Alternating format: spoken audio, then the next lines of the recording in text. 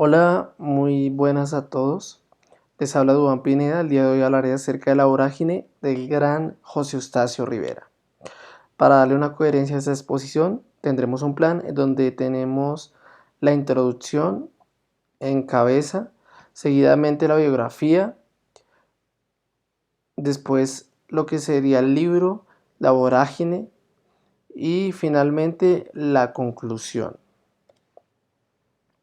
Cuando hablamos de Colombia y su literatura, usualmente nos remontamos a Gabriel García Márquez. No obstante, hay otros escritores, uno de ellos es el señor José Eustacio, en el cual hablaremos más adelante a manera general, pero con una cierta profundidad en los datos. Y decimos que la literatura colombiana está cargada de las problemáticas sociales usualmente, de las cuestiones de desigualdad, de las realidades de un país que no ha tenido una historia muy fácil a través del tiempo.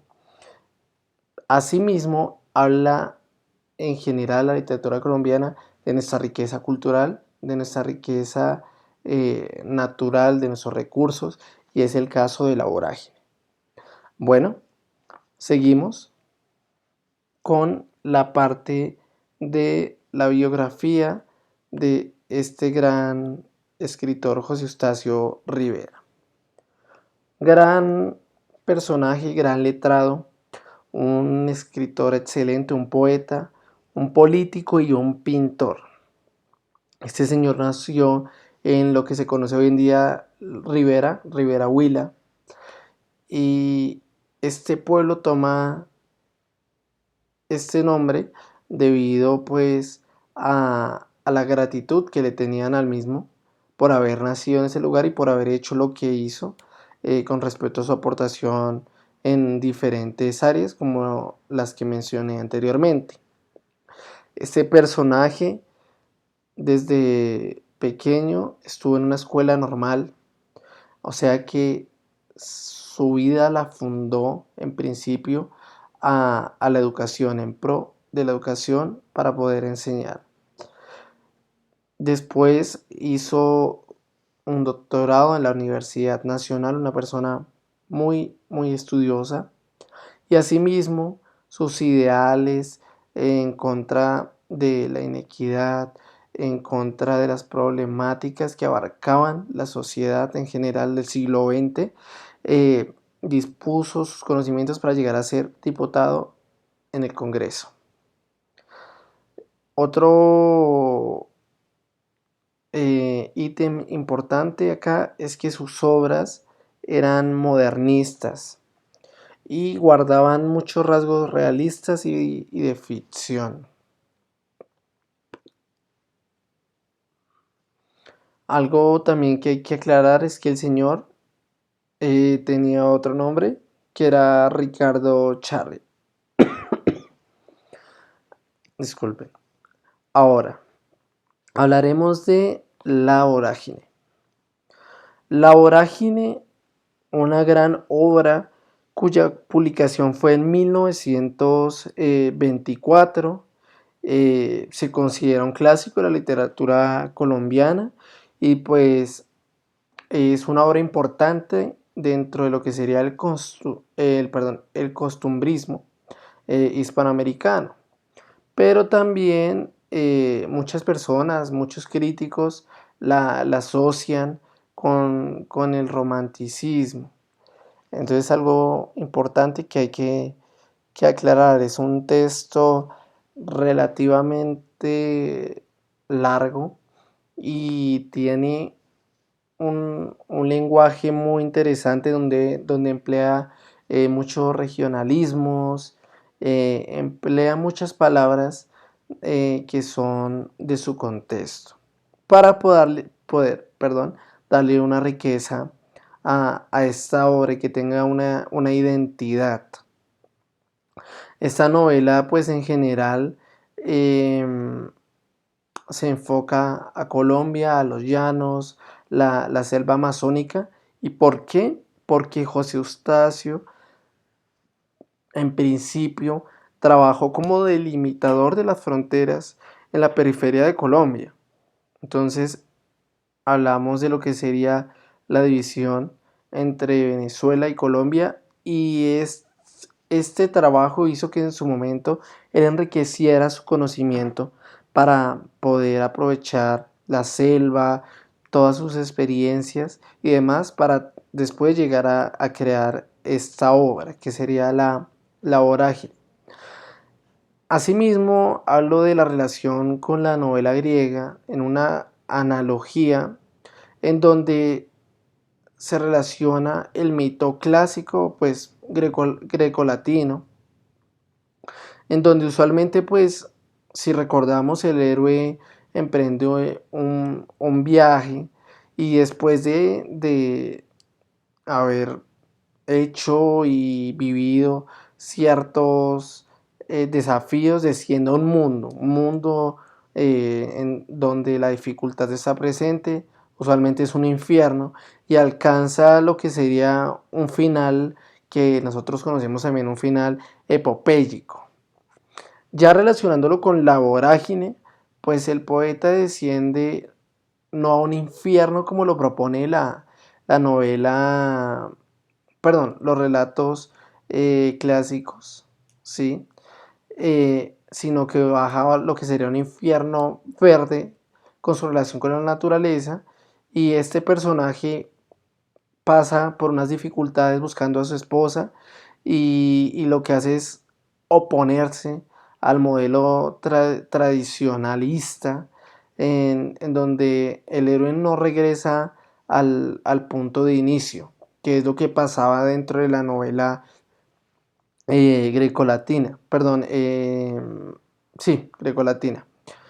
Y lo que hace acá es dejar como un final abierto de manera inconclusa para darle una característica modernista. Esto es algo importante dentro del modernismo. Bueno, con respecto al contexto, esto, como lo mencionábamos, está relacionado pues con Colombia, con los llanos de nuestro país. Y bueno, por ejemplo, en Guaviare, que sería uno de los lugares en donde se forja todo esto, eh, pues está lo que se conoce los caucheros, que es un momento en donde las personas tienen que trabajar obviamente a través de la siembra del caucho y pues labores del campo, ¿no? Asimismo, como mencionamos, esto va por los años 20, y lo que trató tal vez de hacer José Eustacio fue denunciar los problemas de las fronteras, la explotación de las personas, y también recalcar algunas cosas que pasaron dentro del centenario. Em, yo creo que una de las intenciones principales que tuvo esta obra, pues, como lo he mencionado, es hacer una denuncia social de las condiciones de esa época en donde no había un, una igualdad, aunque hoy en día sufrimos de lo mismo, pero no tal vez como pasaba en esos momentos. Entonces es algo importante de esta obra, en donde hace una denuncia social a través de la literatura, mezclando pues obviamente la ficción y la realidad. Bueno, para hablar de un pequeño resumen, podemos decir que Arturo Cova pues era un hombre de la ciudad, que pues lo que se diría un citadino, pero tenía un espíritu aventurero, un espíritu valiente, y lo que hace este personaje es irse de Bogotá para el llano. Se va con Alicia, que es una muchacha que tiene posibilidades económicas, o sea, que tiene dinero, y pues es de una familia con una condición social elevada. Y entonces lo que hace es irse esta señora con Arturo, ¿sí? Que, que no quiere casarse con un terrateniente. A esta muchacha la querían obligar a casarse con un personaje que tenía poder, como era de costumbre en estas épocas. De hecho, hoy en día pues alcanzamos a ver eso también un poco. Entonces llegan a una selva, escapándose, pues ambos se hospedan en una marolita, perdón, en la marolita, y se abarcan dentro de una casa de un llanero y pues su mujer que se llama Griselda. Entonces surge algo inesperado, es que aparece un personaje, como lo mencionamos, que era Barrera, un asesino, un ladrón, que se dedicaba pues a engañar a los trabajadores, a explotarlos, y lo que hace ese señor Barrera es secuestrar a Alicia y a Griselda. Entonces lo que hace Arturo y Franco pues es adentrarse dentro de una persecución. Entonces comienza para Arturo y Franco un viaje por la selva tropical. Llegan a como una especie de infierno, que es lo que estaba hablando yo al principio, un infierno verde, eh, en donde están las plantaciones de caucho. Y en este lugar pues conocen a un anciano que se llama Clemente Silva. Y pues este señor desde hace mucho tiempo estuvo buscando los restos de su hijo. Pues guiados por Clemente, estos dos personajes, junto con otros fugitivos, Arturo y Franco, pues continuaron la persecución para castigar este personaje que sería el bandolero y salvar a los caucheros, porque los caucheros estaban siendo también azotados.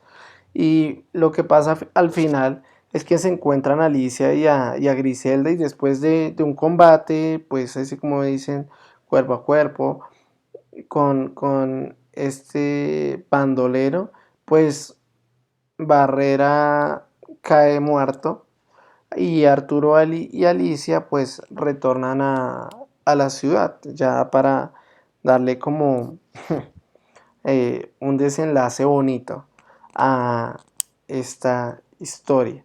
Entonces los personajes, como mencioné, eh, son Arturo Cova, Don Clemente, Alicia, Griselda y pues algunos otros que me he saltado porque no tienen pues la misma importancia, como la señora Clarita, Don Fidel Franco, Subieta, Narciso Barrera, bueno, entre otros.